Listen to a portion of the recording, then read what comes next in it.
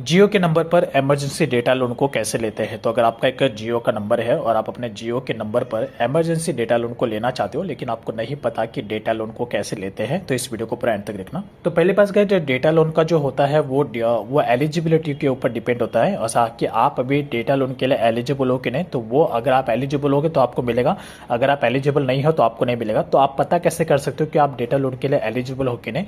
सबसे पहले आपको अपना माई जियो एप्लीकेशन को ओपन कर लेना है अपने जियो के नंबर से, और यहाँ पर जो आपको प्रोफाइल आइकन दिख रहा है इसी पर ही क्लिक कर लेना।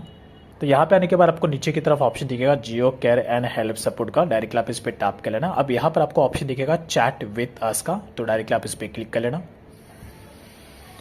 अब यहाँ पर आने के बाद आपको जो चैट सेक्शन है वो यहाँ पर ओपन हो जाएगा। तो आपको ये जो नीचे की तरफ ऑप्शन दिख रहा है टाइप एयर का, आप इस पर क्लिक कर लेना। अब यहाँ पर आपको लिख लेना है डेटा लोन, इस तरीके से आपको लिखना है एंड उसके बाद डन कर लेना है।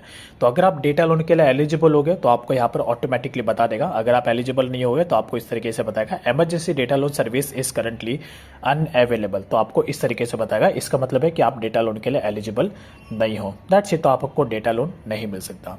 तो इस तरीके से आप यहाँ पे आके पता कर सकते हो कि आपको डेटा लोन मिलेगा कि नहीं। तो यहाँ पर फिलहाल मेरे केसेस में देखोगे मैं डेटा लोन के लिए एलिजिबल नहीं हो, ये मेरे एरिया में अभी अवेलेबल नहीं है। तो आपको भी अगर ऐसे दिखाएगा तो इसका मतलब है आपको डेटा लोन नहीं मिलेगा। लेकिन अगर आपको यहाँ पे बताएगा अवेलेबल तो आपको डेटा लोन मिल जाएगा। आप उस पर क्लिक करके डायरेक्टली डेटा लोन को अवेल कर सकते हो।